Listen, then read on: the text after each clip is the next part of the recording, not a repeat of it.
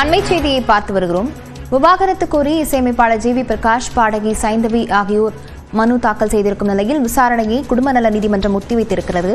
இது தொடர்பான விவரங்களுடன் செய்தியாளர் மதன் இணைந்திருக்கிறார். மதன், விவரங்கள்.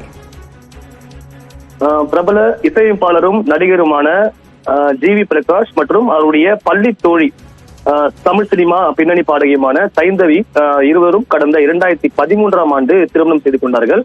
இது 2 பேருக்குமே ஒரு மகளும் இருக்காங்க. இந்த நிலையில்தான் கடந்த 12 ஆண்டுகளாக ஒன்றாக இருந்த 2 பேருமே சமீப காலமாக இருவருக்கும் இடையே ஏற்பட்ட அந்த பிரச்சனை காரணமாக தனித்தனியே பிரிந்தும் வாழ்ந்து வந்ததாக தெரிவிக்கப்படுகிறது. இது தொடர்பாக சமீபத்தில் இருவருமே தாங்கள் பிரிவு போவதாகவும் விவாகரத்து பெறப் போவதாகவும் அறிவித்தும் இருந்தார்கள். இதன் தொடர்ச்சியாக தான் தற்போது சென்னை குடும்ப நல நீதிமன்றத்தில் பரஸ்பரம் விவாகரத்து கோரி 2 பேருமே மனு தாக்கல் செய்தார்கள். இந்த மனுதான் இன்று காலை சென்னை 1வது கூடுதல் குடும்ப நல நீதிமன்ற நீதிபதி செல்வசுந்தரி முன்பு விசாரணைக்கு வந்தது.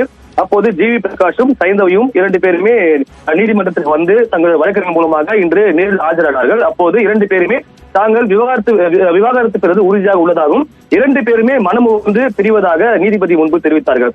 இதை ஏற்றுக்கொண்ட இதை பதிவு செய்து கொண்ட நீதிபதி இந்த வழக்கு விசாரணை தேதி குறிப்பில் தள்ளிவிட்டார். அதே போல 2 பேருமே தற்போது விவாகரத்து கேட்டிருந்தாலும் கூட திரும்பி செல்லும் போது 2 பேருமே ஒரே வாகனத்தில் இன்று நீதிமன்றத்தில் திரும்பி சென்றார்கள்.